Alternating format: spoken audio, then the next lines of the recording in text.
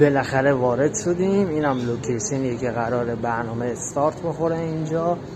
عرضم به خدمت شما که فضای باز. الان هم منتظریم که دوستانمون از بخش دکور و اینا بیان و اینجا دکور رو پیاده کنن.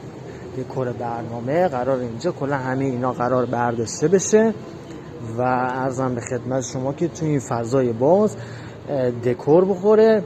عوامل فیلم برداری هم انشالله تا 1 ساعت دیگه میان که خب قرار اینجا دوربیناشون رو نصب کنن و عرضم به خدمت شما که یه فضای خیلی خوب برای فیلم برداری برنامه اوکی بشه.